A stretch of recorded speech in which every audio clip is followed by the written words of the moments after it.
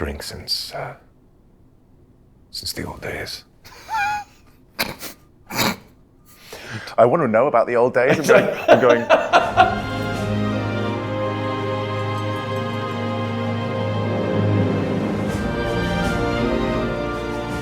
Okay, first of all, hi, I'm Ben. Hi, Ben. Matt. Oh, lovely to meet you. Pleasure to meet you. My word. Such a grand. Such an honor. So yeah, should we go? When did you first start playing games? What did you play them on?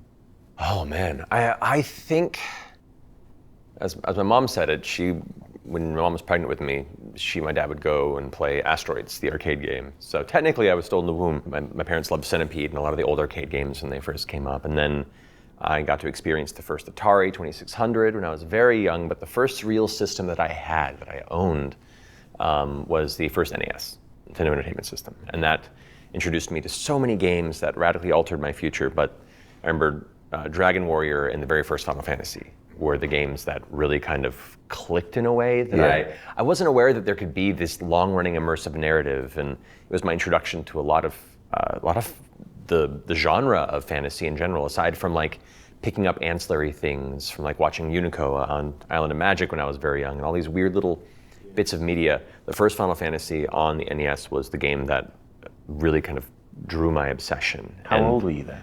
I would have been 7, I want to say. It's a formative time, isn't it, when you're that age? Imagine like that idea that before there was you before knowing this, and there's you afterwards, and thinking like the possibilities of storytelling coming together in that. Like, I think, and again, like Final Fantasy is obviously why we're here, why we're talking about this. But I just think I had a very similar experience, but like probably one generation afterwards with 8. Yeah. Like, it's that, even though it's a much later entry, it forced me to go back and play the older games. But it's like, there is a time before then, there's a time afterwards. It's like a clarification of like, oh, I can do this. This is interesting. This is like really, super, super transformative. Yeah. Did you then go and play all of them afterwards? I did. I went and played 2 when it came out. Well, it was technically 4. Yeah. But it was 2 when it came over for the SNES in America. And then there was 3, which was 6, but that one completely changed, even at that point, the expectations of what you could do as far as storytelling, especially with the limitations of the system at the time. It was incredible how evocative and emotional and arresting these characters in this world could be when they're still just tiny little 16-bit sprites and the limitations of the music. I mean, that's a huge testament to Uematsu-san, like his ability to draw you into these spaces emotionally with just the simplest chipsets at the time. So yeah, like that was kind of my beginning of gaming started in that era, and knew very quickly that this was the type of game that was for me. Yeah. How did you start? What was your gaming initiation? Mine was a Game Boy. Like I always wanted a console. My parents just we just couldn't afford one. It wasn't just something you would have in the house, but they gave me this Game Boy that I would carry everywhere. And I still have it. I still have like this little set, and it has all the little cartridges in it. That's awesome. And so I was playing, I really wanted Kirby's Dream Land. That's what I wanted. I didn't have it. I had Kirby's Pinball, but it was good enough. And it was not the same thing. Yeah. And there was this James Bond game, 007, which is a very strange, it was almost kind of like Zelda-like. It was this very weird game. You could go and play, like go into a casino on the Game Boy. You could play blackjack, and it was very strange. That's awesome. Yeah, and so for me, my experience with the games was that it was short. It wasn't. It didn't have like any specified extended length of time. Right. If I wanted to experience something long, it would be you read a book. Games were very much pick up, play to distract myself, and that was it. And then my parents actually won a little bit of money on the lottery. And by a little bit, I mean like £200. Right. So we went to the cinema twice, and they bought me a PlayStation for Christmas. And, imagine starting with the PlayStation. It was this thing that was it was the power of this console, 32 bits. Can you believe it? Or you look at it now and thinking, doesn't look great, but at the time. No, it was formative when that dropped. This is the best looking thing you've ever seen.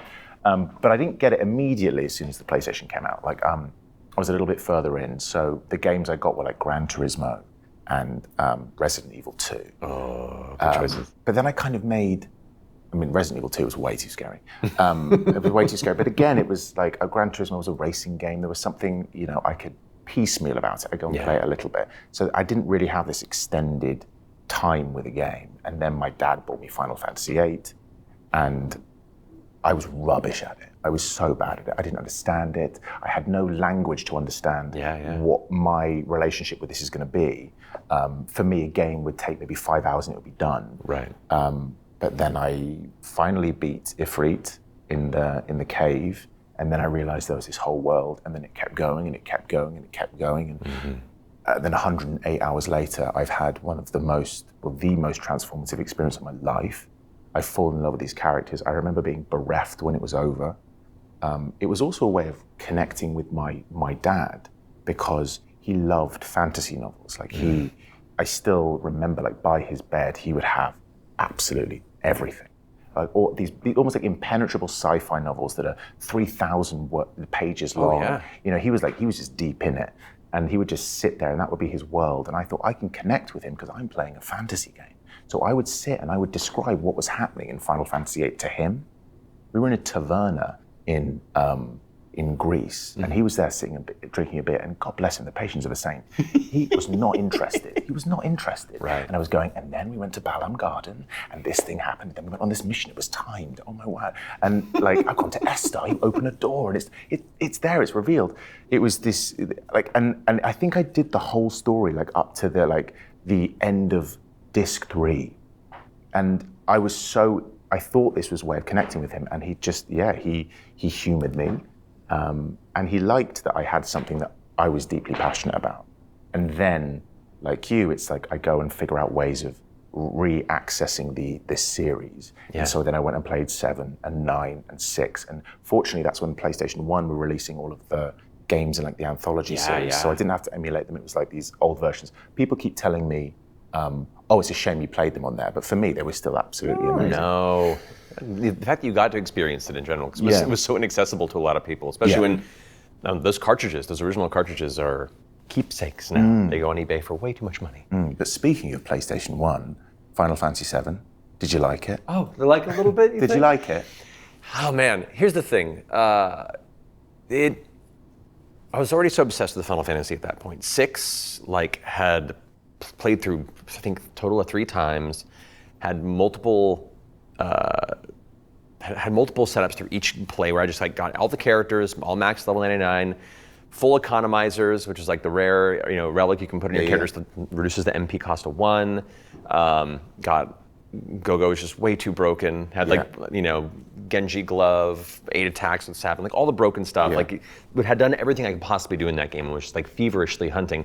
Back then, Final Fantasy VII was rumored to be coming out on the upcoming Nintendo system that what became eventually Nintendo 64. And I remember seeing the early release screenshots of the demos of the chibi 3D lock and all these. We were going crazy about that, and then it was silence for a while. And we were like, "Oh God, what's happening?" And then the massive news that Square was breaking from Nintendo and 7 was going to come out on the PlayStation. We're like, what does that even mean? And so there was already such a buildup behind what this game was going to be.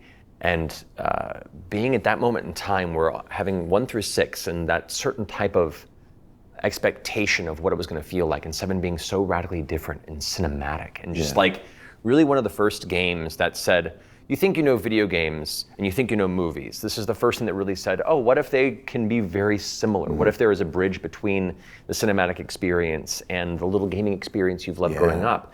And it was just such an unexpected and incredible changing of gears of what storytelling could be in games for me, let alone so many people who were playing it at that time. And it swallowed my existence. I learned to draw all the characters. I dressed up as Sephiroth for Halloween that year. I'll show you a picture after this. I want to see it. All I'm going is, where are the pictures? Where are they? I'll pull it up. Yeah. We were so obsessed with it. And every day after school, I'd come back and I'd play again. And I'd played through multiple times, because in the first game, first playthrough, you lose Aerith, and it's this whole Aerith as it is now, but it was Aerith back then, for the English translation. And on the internet, of course, rumors went abound, the early days of the internet, that you could resurrect her. Resurrect her, absolutely. And you had to do all these things perfectly. And so I played through a second time and a third time and got like the date with Aerith and the date with Tifa and the gold sauce and the date with Yuffie and the date with Barrett and like to all these different ways that you had to do it to eventually get her to resurrect, and none of them were true. It was complete bullshit. But I never cared. It just meant another excuse to play through the whole story again. And kind of up with more theories on interactions between the old history of Shinra and how like Hojo and Lucretia and Vincent's whole dynamic turns in with Sephiroth and the creation of Soldier. And like we would just spend hours after school or in our like, you know, nerd anime club debating about these things. So it was like, it really was a cultural experience for me as much as it was a game experience. So did you have people like in your class who you talked to who specifically had your Final Fantasy relationship? Oh yeah. with? Oh yeah. How many of there were you? How many of you were there? Sorry. Right. Probably had about 20 kids total that we knew. Okay. Different class age groups, and my girlfriend at the time was also deeply into it as well. My first girlfriend in high school, and so she had a few friends who were into it, and we would just like get together outside of between classes at lunchtime and just talk about it and debate about it, and to your point about Final Fantasy VIII, like 7 was such a buildup of what it could be, and then I remember when the first demo for Final Fantasy VIII came out. I believe it was packed in with Brave Fencer Musashi, which is another Square title for PlayStation, and that whole the moment like it boots up and you hear the Fithos, you know, like the chills. I'm getting chills now just remembering that moment you first watched that. You know, Hinosek, boom, boom, boom, boom, and the music picks up and you have them riding on the ship, and like me and my friends all gathered at my place to pop it in for the first time and watch it together, and it was once again another like milestone gaming memory for all of us at that age to be there and watch the initial reveal of Final Fantasy VIII for us at the time. Yeah, it was incredible. From that point on, you were in. You'd already been in for SIT, but like, did you go? These are day one purchases for me. These were all events up to that point. Oh yeah, and like to preface like RPGs for me, through my middle school experience, like a 6th to 9th grade, I'll say, getting into high school. There's this thing that used to exist called Blockbuster Video. And you could rent a game for 3 days and bring it back. So Friday after school, I'd go and I'd rent a game and try and beat it by Sunday. And that weekend was just me playing RPGs. So I went through like the Lufia series, the Mana series, beyond the Final Fantasies, even the Mystic Quests. Like Mystic Quests are good. It's fine. Yeah, no, totally. It's by comparison, it's tough, but it was still a really, really good game in its own right. The Breath of Fire series, like all these RPGs that were formative, but they were kind of like the filler until the next Final Fantasy to me. Like I don't want to say filler. That's unfair to them because a lot of them are great in their own right. But this series was like the first to kick me off as a real RPG gamer, and so those were part of my identity as a gamer from that point forward. Completely. And so they were all big events with each release. It was something that all of us were kind of trying to get information on in those early days of the internet, trying to scour the weird GeoCities web pages with really bad GIFs and MIDIs that you couldn't stop playing when you loaded the page, just to try and get any information or screenshots of things that were being disseminated out there. And it was a pretty deep obsession.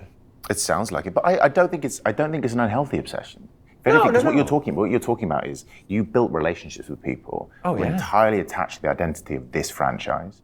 And I think it still exists to this day. When you see people playing Final Fantasy XIV and stuff, like how that has built this incredible community. Yeah. There's always that moment, isn't there, where you meet someone and go, do you like Final Fantasy? We'll be friends. Yeah. It's that, like you and I meeting, we'll be friends. It's great because we have something to connect over.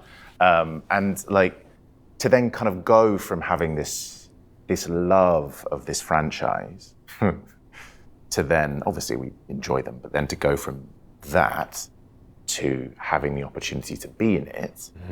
What was it like for you? Because I think, Final Fantasy Rebirth, we will talk about that in a bit, but like, you were in it before, right? I first came across you when you were in Final Fantasy 15. How was that? Man, it's funny. I remember my the very beginnings of even an idea of becoming a voice actor. Like I was into theater and doing a lot of community theater productions, and I wanted to blend my passion of gaming and storytelling with my passion of performing arts and storytelling. But it was always this kind of distant dream. And I had dreams at the time when they had just begun to announce the the very first PlayStation 2 Final Fantasy VII Remake. That never happened. Even back in those days. That was cool, though. Oh, yeah. You must have gone mad when you saw that. Of course. Well, like the idea of them doing this has been around for so long, it became this almost like the joke of that would never happen. It was the myth. Yeah, it was the Duke Nukem Forever of Final Fantasy players. Yeah. It'll never happen. But we were so excited for it with each iteration that even back then I had dreams of being able to audition for the remake. This is 20 years ago. Yeah. And so as the years go on and I've been building my career, one of those white whales for me was to work on a Final Fantasy in general. Yep. One of the very first projects I ever worked on was a Chocobo dungeon game. And Really? I lost my mind. Being able to be even remotely tangential to this series, you know? I remember downloading the soundtrack and just enthralling myself with all these amazing remakes of all the songs that I grew up with.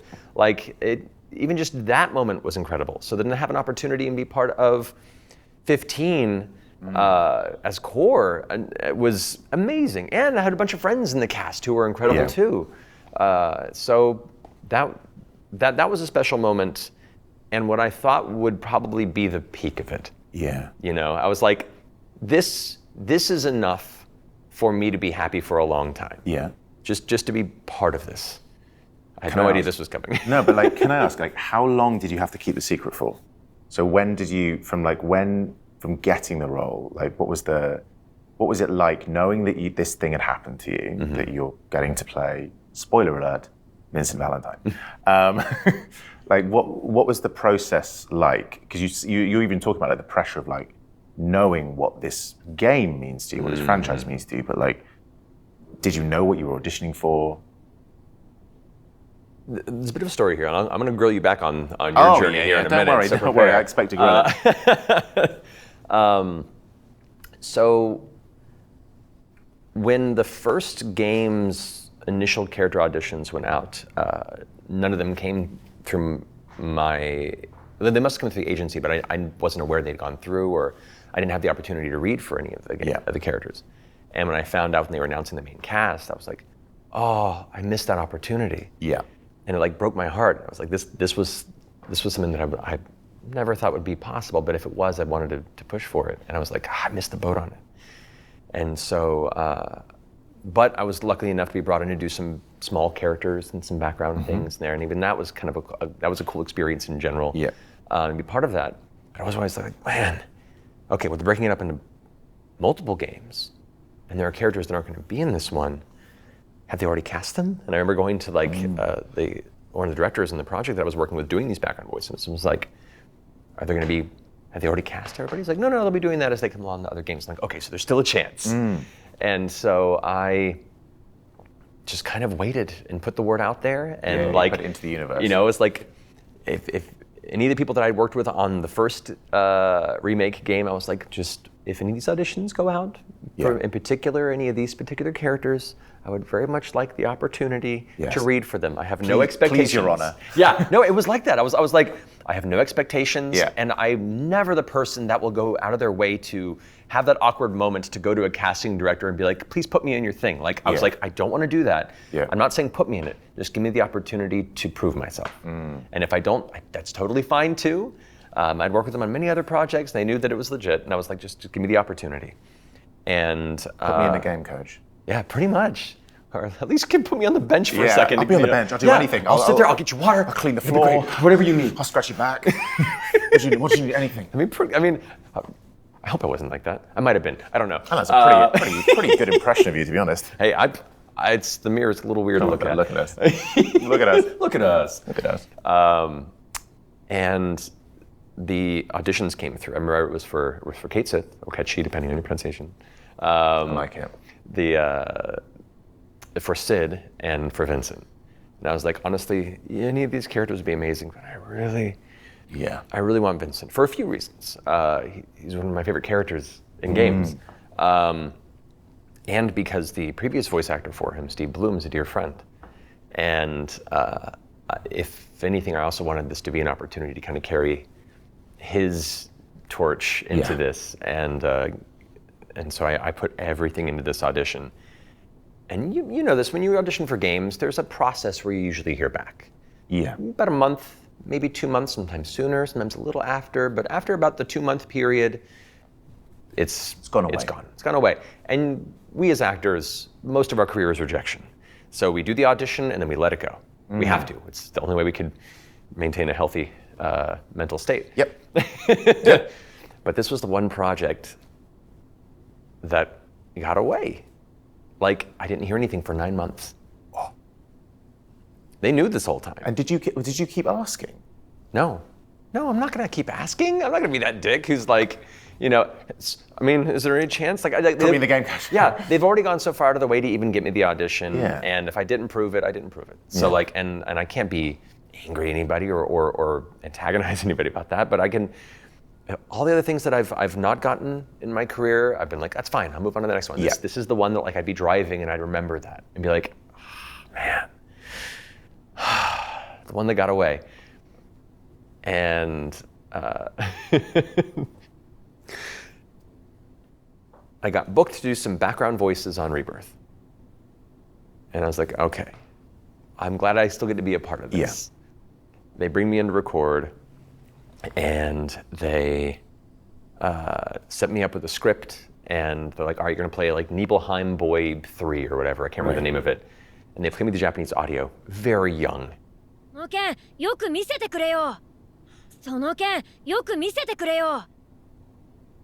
Hey bro, let me get a good look at that sword. Very like a 12-year-old kid. And I'm like, oh, why did you bring me here for this? I didn't say this in my head. I'm like, I think it's just a little out of my register. What would your read have been though? I think I was like, hello. I was like, hey, good nice sword you got there. Oh, you know, it's like it was real rough. And I'm like starting to sweat in the booth. Like after I'm like, I'm not ready for this. Uh-oh. And the director was like, okay, well, we'll do another take. Hold on, we're having some tech stuff.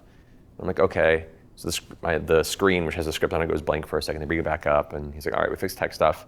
All right, go read this line. And these little pop-ups start showing up on the screen, like error, error, error. And I'm like, what the hell is happening? Okay, and I sit back and just kind of let him deal with whatever this tech stuff is happening. The whole screen fills with error pop-ups, and then it goes to black. And then music kicks in, and then it has like my headshot fade out of the shadow, and a little word bubble, and it's like, or how about if you played somebody different? What the hell is this? No. Are you serious? And then Vincent's picture shows up on the screen. They pranked me. That is so elaborate. Yeah, I was like, what? Like on the first level, I was freaking out because of realizing this thing that I booked. And then the immediate second layer was, who put this together? Why? Who are you people? This is ridiculous. It was amazing. And they filmed it all. Oh, wow. They set up a GoPro being like, for facial capture reference for animation and stuff. I was like, okay, fine. It was just to record my reaction. That is amazing. Yeah, it was And what absurd. was your reaction? Cursing a lot. Great, they can't use any of it. Yeah, I was just overwhelmed, and I had a lot of emotions colliding, and my reaction was a lot of happy cursing. That's who did put it together? Can we name and shame them? I think it was Bob Buckles, the director, and then Rita at Skylark. Wow. Both put it together because That's they knew how much it meant to me because Yeah. I'm the one who asked about it originally. And they said, yeah, we've known for 9 months, but we had to wait for the scripts to come through and get ready to actually book you for your session. And they decided to mess with me, and I can only great. respect that. That's great. You've got to respect that. It was so much fun. Well done to them. So you, Yes. How is your process in getting involved in 16? Like when did you find out? Did you know? Was it like a code name project first, and then you suddenly? Yeah, it was a code name, and yours is such an interesting journey because it seems so protracted, whereas mine is immediate. It's immediate. It's I go in for an audition on the Friday. I go into audition for a much smaller role. Audition for Tiamat, who's at the beginning of the game, and they said, "Can you read this?" I read something else, which was just all of what turned out to be Clive's lines. And there's something really freeing, right, where I had no prior knowledge of these lines. So it's what is my immediate reaction to this? How do I feel in the moment? Just read the words and I'd go, okay, cool, let's go. And I kind of didn't really know what was coming next. I kind of had a little scan and there was this, I was tired, so tired. And I think it was kind of what worked really. It was like 5:30 on a Friday. It was like, I was actually terrible for the rest of the game, but just like, just those five minutes, that was amazing. And then I read them and I left and the performance director, Morgan Rushton, and Hannah Price at the time were there. And it was this mad moment where like, I remember Morgan coming up to me and being like, that was amazing. And I went, that's cool. And I left. And then 3 days later, I got a call saying, congratulations, you're the lead in a game. A game. Yeah, still keeping it. Yeah, and for those who played Final Fantasy XVI, they know that the beginning bit is a prologue where you play as his younger self. And so they said, can you come in, you've still got the gig, but can you come in and record, like audition for your younger self? We'll give you some more context. And when they gave me more context, they still gave me a code name, but they declassified some of the names. And I saw Ifrit, Sid, and Crystal. And you're like, and I went, no. But I was by myself in my room, in my house, just going, oh no. I love that so because much. I also didn't want to get my I wanted to keep my expectations in check, because what that meant was I was in a Final Fantasy game, but it couldn't be Final Fantasy 16. That couldn't be what it is. That's not happening to me. And then I remember going into the audition and asking one of the producers who was there, is this Final Fantasy 16? He went, it is. And I thought, oh no. And all that freedom that I had in that other audition, I felt so tight. I felt so nervous because of the pressure that I placed on myself. And it went well. The audition went great and I got to play my younger self. And it was just like, yeah, Ben can do it. It's easier. It was like I wasn't as free. I thought this wasn't a role to get, this was a role to lose. This was, I'm going to be found out. This doesn't happen. This is 5 days and I'm about to take on the next leading character in a franchise that is the most important thing in my life. And it was just, even now I think about it, I don't know about you, but there's pressure. Oh yeah. There's pressure because we know how the effect they've had on us, but knowing how much of an effect they're going to have on people. Yeah. I mean, even like I watched the reveal of Vincent and you must have felt like, well, you are, but you must have felt like an absolute rock star with that, because Vincent, man. It felt, but to your point, it was that moment of like, this is the most incredible rush. Yeah. Oh no. Yeah. I hope I make them happy. I feel honest about this. I'm excited about this. And I did this for them as much as I did it for myself. Yeah. And I hope they like it. Do you know what? It's like you said, I hope they make them happy. For me, and this is maybe a weird way of looking at it, I was like, I hope I don't make them sad. And it's this, I really hope that there is joy in this, but there is this weight of expectation on the people who are going to experience this. It's no longer ours once we're done, it's theirs. They will do what they want with it. We can be custodians of these characters for people, but as we know, people are going to go on forums, they're going to want to explore stuff, they're going to want to replay the game 15, 20 times, because for the people that they affect, it's going to radically change their life for better and, sometimes for worse. We're going to make them sad. Yeah, if you're telling the story right. Yeah, if you're doing it right, Especially your game. Whew, what a start. Whoa, oh boy. So, we actually recorded, so the line that everyone kind of goes quite mad for is the screaming line where Clive says, "I will kill you, I will effing kill you." And I remember we hadn't recorded the line in game, but we recorded a line for the first reveal trailer where it goes, "I'll kill you, I'll effing kill you." We wanted that to be in the original trailer. So when Final Fantasy 16 was revealed, it was like, wow, this is going to be M-rated and you're going to hear it. So we recorded two versions of the line. One was like, "I'll kill you, I'll effing kill you, and I'll kill you if it's the last thing I do." Obviously, for reasons, they went with "I'll kill you if it's the last thing I do." But for some reason, I blocked that out of my mind, re-recording it again later on down the line in context. I don't think we even did it that many times. I think I just did it and then kind of forgot about it. So hearing it again in game, I went, oh wow, Ben. Wow. One thing I do remember is I think the performance director went, "Oh, that was a lot." because it was, and they said to me, like, make it so that it's like your soul leaving your body.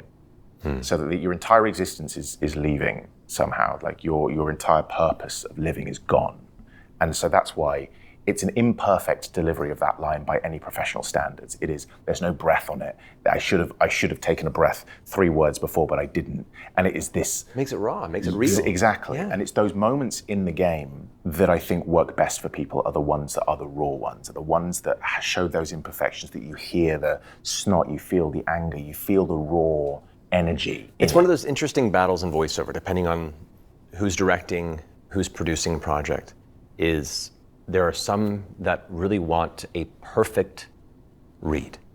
The breath is clear, the beginning and end are enunciated and easy to understand. And I understand that there is an important element of information being accessible, if it's an important part of gameplay or narrative elements.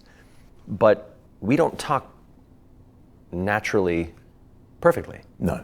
We stumble, we take pauses, we trail off and then refine our conversations. And so I really cherish projects where we have the opportunity to embrace and dive into that imperfection, to let that rough, real feel come through. It's not always a luxury, but it's wonderful when it's there. The most freeing aspect was that going, let's just find the imperfection, the best reads that we get, and the ones that people have seemed to have responded to, the moments in the game where it surprises, the delivery of the line surprises. It surprised us. Yeah. Like you always go in with a first initial idea of how you're going to make it sound, and then sometimes it doesn't come out like that. And those were the most interesting aspects. I think that's maybe why Clive has resonated with people. Is he exists in a particular archetype, and then he seeks to, or we sought to break down that archetype bit by bit by bit by bit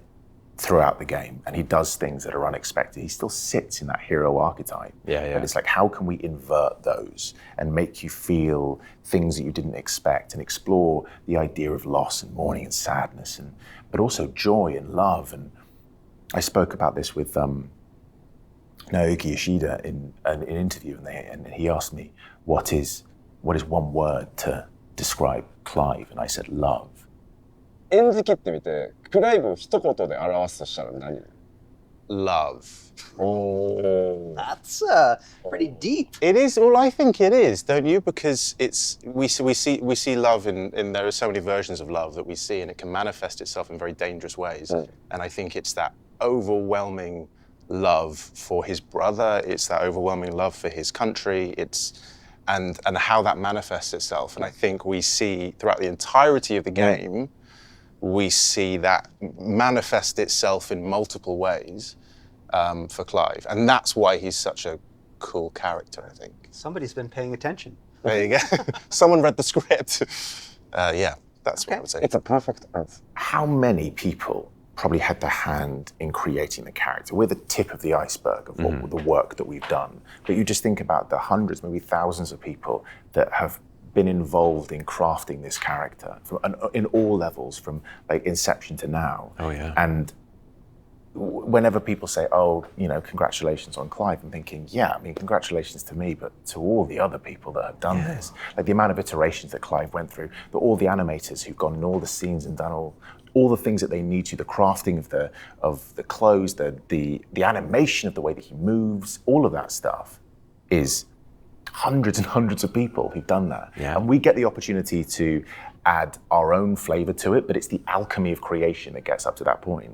Yeah. And it's an honor to be at that point, but at the same time, it's like, you know this, you step into a booth, you're going to give a performance, but that performance needs to be guided by someone. You're not just going to suddenly miraculously be, maybe you are, of course you are, you're miraculous first time around. No. You're not, but right, you go in and sometimes you think, you give what your offer and then it just doesn't work. Yeah. And so I think a lot needs to be said for performance direction, for sound engineers. Yeah. The heroes, sound engineers. Everything is a collaboration. Yeah. Every part of it, from front to back. It is, and on the scale of games like these that we get to work on, to your point, there are hundreds and hundreds and hundreds of people on many different facets of the production itself. And then even when the game's done, in the publishing and marketing side of things, this is such a passion project for so many people. That level of responsibility for representing these characters is also part of that. Hugely. You know, but it's an honor as much as it is a responsibility. Yeah. You know, because all these people are putting their hope and joy behind us as much as everybody else. And I love that now more than ever, people have accessibility to some of these developers who normally are the unsung heroes of these projects as well, through social media, through a lot of publications that are shining spotlights on the kind of unseen talents that are responsible for creating, riggers, 3D modelers, texture artists, all the level designers. There's so many facets of this industry and its development that people are getting better about acknowledging and celebrating. And I think that's exciting, but it's also a reminder of we are custodians of a lot of people's hard work. The pressure. I think about this, so you go in and you're thinking, okay, I'm going to do this scene. And the hundreds of, probably thousands of man hours that have gone into what we're about to do. And a friend of mine talks a bit as the sacred take, the moment where your work and the work of hundreds of other people come together to create whatever this is about to be. And it's that amazing moment of harmony that happens whenever if you're doing anything live action or even recorded, it's that all that matters is the next 1.5 minutes, 2.5 minutes. And I just think there's something so beautiful and maybe daunting, when we go in to do something, what we do will become immortal. It exists in this moment. And I think there's something so magical about that moment. I love it. No, I couldn't agree more. It's why I love what we do. It's cool, isn't it? Every opportunity we get to play in this space is a gift. And especially when we get to work with other fellow performers, because a lot of the job is isolated. And so on certain projects it's motion capture. Certain projects it's, if we're very lucky, a group record with video games is a rarity. But part of what really makes a strong voice actor is the ability to work in a vacuum.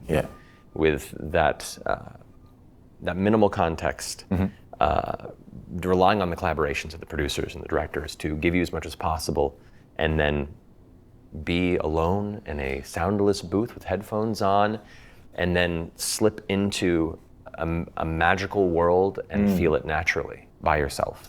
How did you find Vincent? Did you have an idea from when you were a kid that's built up? Oh yeah. Yeah. So you had it ready years ago. I spent most of my life voicing all my characters that I play along with. For many years there weren't voiceovers, so I'd be reading it out loud to a certain degree to myself. I'd be performing for myself subconsciously without even thinking about it. Until my mom comes in and is like, "Are you talking to yourself?" I'm like, "Don't embarrass me in front of me." But Go away, Mom. I know, she's making it weird. God damn it. But I've always had an idea, and then when we got to hear him talk for the first time in Advent Children, and then in Dirge of Cerberus, and Steve did such a phenomenal job of hitting this particular note of personality, this kind of this gravelly mystique about him. He's no longer really a man. He's a person transformed, who's shackled by regret, but is a shadow specter of vengeance and still kind of grasping at what little humanity he has left to hold on for the purposes of protecting those that are still important and still around. And like all these different facets that he brought to the character already was wonderful. And so it took a lot of inspiration from his performance too. So it took my idea of the character, what he had already brought to the table, and in that middle ground created something new for this that I feel is honest and true to me, and hopefully honest and true to the character as well. Yeah. Okay, I have a very, very important question. Okay. If Vincent and Clive were to go on a date, where would they go? What would they do? Oh my goodness. Well, if Vincent's planning it. Yeah. This is what Vincent. Okay, yeah. I'll turn this around on you in a second, so start Okay, thinking. yeah. No, if Vincent were planning it, I think he'd find a nice, like, Victorian Gothic cathedral somewhere. He wouldn't go somewhere public, so it'd be a private cathedral, probably like, not quite in the graveyard, that's a little too edgelord, I think, for him, but tangential where it's still dark, but there's beauty. You know, maybe like under a stained glass window. Church is already a big theme in Final Fantasy VII, so I guess that carries it through. But also figures, culturally, Clive could also, find peace in a space that is both a reminder of life and loss. I think he'd make a really terrible picnic. Great. Yeah. He's really proud of it. Really proud of it. So proud of it. But he wouldn't let you know. Yeah. But he'd be like asking, like, hey, so what do you think? Do you want to open the bottle now? I don't really know wine, so I hope this is fine. That's lovely. Yeah, thank you so much. I actually have a claw. I can just pop it off for you. Thank you. That's delicious. Yeah. And it doesn't taste very nice. No. Clive's like, that's so nice. Thank you. Yeah. He'd be like off looking to the side, like the wind blowing the cloak. He's like, the sommelier said it has notes of oak barrel. I'm getting the oak. It's wonderful. Thank you so much. Okay. If anything, it's almost 90% barrel. Eh? Look, I don't drink, so I brought my own seltzer.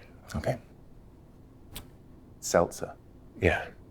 Well, I don't drink since the old days. I want to know about the old days. I'm going. Tell me about the old days. Okay, so where would Clive plan this? I think Clive would be very. So Clive is the kind of person who would be very nervous about the idea of organizing something. So he would have asked a lot of other people what their ideas about a date would be. So he would probably go around and ask your friends what you liked, and then he would basically ask to do like a little surprise. You wouldn't know that you were going on the date. It would be kind of unexpected. You'd walk in, and then Clive would just be there and be like, surprise. Do you know what? I think it would probably have a view. Clive loves a view. Does the man love a view? I think Vincent loves a view too. He's very much a perch in the background from a good vantage point person. Okay, great. Clive's more kind of like a stand in the forefront looking at the view. Great. So the date will be like from 25 feet from each other. Yeah. They won't look at each other. They won't look at each other. He just perched on the edge with his cloak flowing. Yeah, and then Clive will just be looking at the view the whole time. And that's all the conversation will be. It'll be like, oh, you've arrived. And he'll just smell him. Oh, you've arrived, that musk. And he has a musk too. He's been in that coffin for a while. Yeah, but do you think it's a sweet musk? So there's kind of a deep intensity to it? I don't know. That's a lot of leather. Okay. I think he's a musty fella. I think it's. You know what? I'll be kind to him and say it probably has a bit of a smoky smell to it. Yeah. Why not? Something more kind of woody. Great. What does Clive smell like in your mind? I've thought about this a lot. I can tell. So I've always. So there's a moment in it. There's a moment in the game where Clive inherits his father's old clothes. Okay, and it's this moment, and a lot of people love it because he kind of goes from being in this kind of the shackles of his imperial armor that's kind of defined him over the past 13 years, and he finally has these clothes that free him up. And it's the iconic image of Clive with the red, the tight waist, the cape, and people go, oh, he looks so good. Yeah. But when you think about it, when he inherits them, like, these are your father's old clothes that I've been hiding under the floorboards. That does not smell good. That is 13 years of musty, like soily. And I love Lady Hannah. Lady Hannah is great, but I don't think she was really tending to them all of the time. So I think there is like this soily kind of thing, but it's kind of it's so kind of pungent that it's kind of it's nice again. It's so intense that it's gone back around? It's gone back around. Gotcha. Gone back around. If anything, it's a smell that you've never smelled before. Uniqueness does help. Yeah, it's exactly. a great conversational topic. I think, the more I think about it, they definitely have a lot to talk about in similarities. They'll both be like, as the date goes on and they finally get a little more comfortable to like be sitting next to each other and they be sitting out there and... What's that smell? It's the soil on my clothes, Vincent. Smells like father. It is. That's a little weird. It is. I'm not one to judge. Smells like father. Both of our fathers. Just in general. Yeah. Something about the idea of maybe that would be the scent. If you're going to bottle it, it would just be called father. There you go. Buy it now. Market it. There you go, Square. That's for you. There you go. Bottle Father by Clive and Vincent. I was so lucky because I saw a lot of it visually when we were doing it because we'd record it and we would see the scenes, and it was always interesting examining the volume at which they would talk and communicate, and as much as kind of a joke that Clive is kind of intense, like he has these massive. He's a big ball of energy and he's going to shout if he wants to. Yeah. And it was really freeing to get to do that, just to kind of release all of that kind of internal energy and just go for it in the scene. It was really, really fun. And like all the battle grunts sometimes kill. Oh my God, the battle grunts killed me because like every single one is individually tailored. So we do these things called battle events. And so the big boss scenes that you would see, there's a huge one with Titan. And I remember doing the battle event for that, and that was just a day of me just shouting, primal roaring, more and more and more and more and more, to the point where you're going, I don't think I can roar anymore. I think I've roared the most primally I could possibly roar. But yeah, it's a fun thing. It's wild, man. The art of battle exerts is also a part of voiceover that I don't think people realize how physically extensive it is. Yeah. You're like, oh, you're still just using your voice. You're like, no, you're using your entire body. Yeah. Not just from the physicality of to make the sounds feel right, that the actual, the motions of the attack, the motions of the impact to feel and come out sounding legitimate. You're having to adjust your muscles to get there. You're having to feel and move with it while also not making any physical sounds come across the microphone. So you're having to do it all in a very controlled way. Yeah, you are. And it destroys you. It is trauma, essentially, because even though you're not physically getting hit, your body's reacting like it has. Having all the muscles tense up and it for just it. tightens up, and you're like, and then sometimes you just have to kind of figure out, okay, so what is this? Is this an impact hit? Is this me striking someone else? Is this me exploding? And you think about how the stress that you put on your entire body is really strange, because you're putting it on yourself. Yeah. And you're also sometimes doing it from nothing. Like I would, really early on in the process, I got so excited. I thought, I want to impress everyone. I want everyone to think, Ben's really good at acting. And so I would be so amenable and say, of course I can do that. I pushed my body so hard that I almost destroyed my voice. And then as I went more and more in the process, I realized this is how you control it. This is how I know my limits. Yeah. And so I would start to control the sessions when we would, do that. And it's exhausting. Oh yeah. One of the fun things about reacts too is finding creative sounds for certain damage and wounds. Yeah. Because you're like, I can take hits, all those kind of things, but it's gonna be like, all right, well, you're also, especially like death. There's some games I've worked on, like Resident Evil, so many creative deaths. Yeah. So many creative deaths. And it's fun to be like, the director would be like, all right, so in this one, you're being grabbed by the throat and it's being torn out by their teeth while your head's being pushed into a fan. And you get to do the whole, like, what does that even sound like? And like, feel the kind of the escalation of these really different good. things. Thank you. That's always a fun creative process. And sometimes you come out with some horrifying sounds that And you don't know where they even come make. from. You're No. like, how have I... if you think about this, you've been told something, and then you've gone in your head what it might sound like, and then you just let your body do the work. Yeah. It's a strange thing. Nina Indis, who plays Benedicta brilliantly in Final Fantasy XVI, there is a scene in which Torgal, the dog, jumps on her, grabs her neck, spins around her neck, and throws her. And before, you can't actually hear it that much in the game, but I heard it before or a lot of the stuff was put in. And the noise that Nina made is, I genuinely think is impossible. I still go to her every single time I see her and say, that noise is remarkable. It's terrifying. It's disgusting. I think what she did was, I think she said she put water in her mouth and then kind of scream gargled and span around as she did it. Like, That's cool. It's so cool, and it sounds disgusting. It sounds like a dog is ripping her throat out and throwing her across a castle. That's a seasoned performer. It's a seasoned performer. Yeah.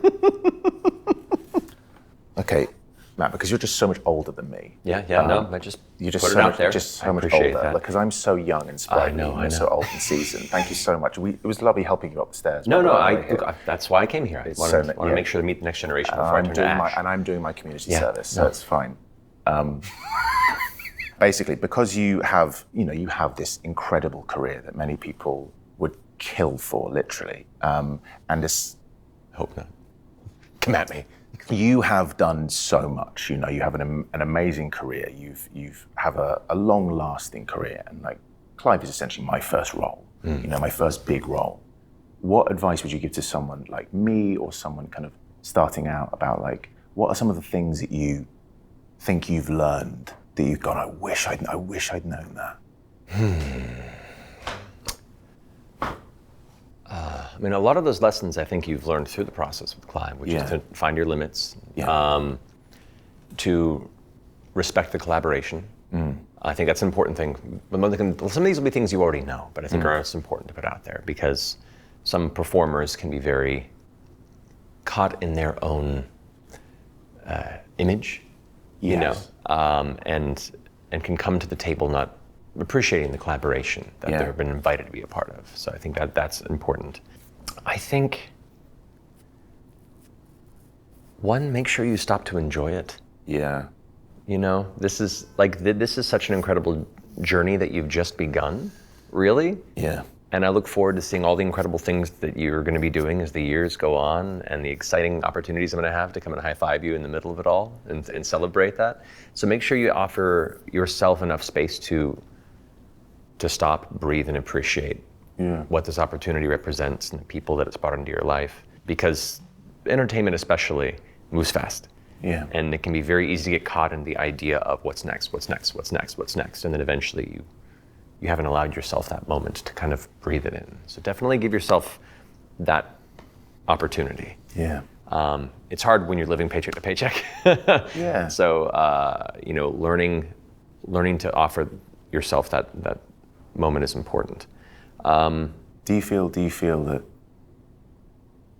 you're saying this is advice. Do you feel like you've been able to do that? You've been able to, or do you think there were times before when you wish maybe you had taken stock of what you had? There are times where I think I wish I did, because especially living in Los Angeles where the cost of living is very intense and the opportunities in this industry can be very sparse. There was so much effort and energy put on, oh God, what's next? Yeah. That I didn't allow myself the space to be, oh God, this happened now. And, I've allowed some of that. And I've definitely, part of having this conversation and being part of all this is part of that for me to settle into this as well. But I think I could have allowed myself a little more time to be thankful for the earlier moments as well. Yeah. It's interesting because I feel like any advice I would give you just as a person instinctually know. And then part of that is just be a good person. That's the dream. Yeah, the fact that we get to do this is so wild, and we're so grateful to have these opportunities. With this comes the community of other amazing creative people that put these games together that we get to bump into and carry with us the rest of our life, with the community of gamers that come and engage with these stories and share in that joy with us. And you have a responsibility as a person in this position to put joy out there. That's what I want to do. Yeah, and so just always keep that in mind. Always remember that you have the opportunity to be a joy maker through this, and that is the most important thing. I'm not worried about you. Ego can be a thing for some people in this industry. Voiceover, thankfully, it's not that much of an issue because everyone here appreciates the community that's around them. Yeah, just be kind, share in the joy with the people that are excited to share in it with you, and don't be a dick. Joy makers sounds like like a buddy cop show. So do you want to do a buddy cop show with me? We're called the Joy Makers. You give me a call, Or it's man. a band as well. I feel like there's so many iterations. They can be a band that also moonlights as like buddy vigilantes. Yeah, and they don't mean to solve crime. It just happens at one of their shows or around. Yeah. They're like, their job isn't solving crime, but they just happen to be there. Yeah, it's not till the third season they realize that they're the ones who will bring the crime by just being around them. Yeah. Maybe they're the antagonists. They have to wrestle with their own. Are we the baddies? Yeah, we the baddies, exactly. Yeah. Okay, great. That's really good. So if anyone wants to make that, we've just come up with. Yeah, just let us know. You can have it for we're free. ready. Yeah, we're ready.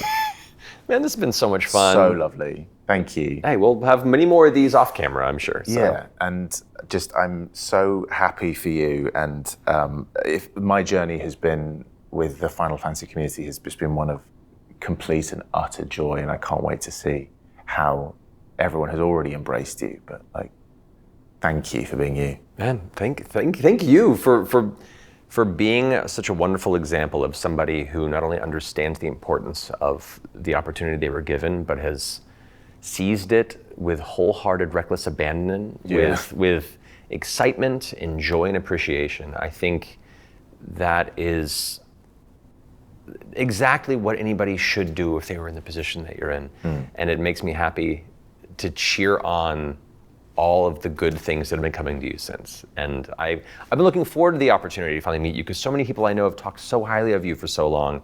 And I'm so glad that I got to do it by sitting down and nerding out about games.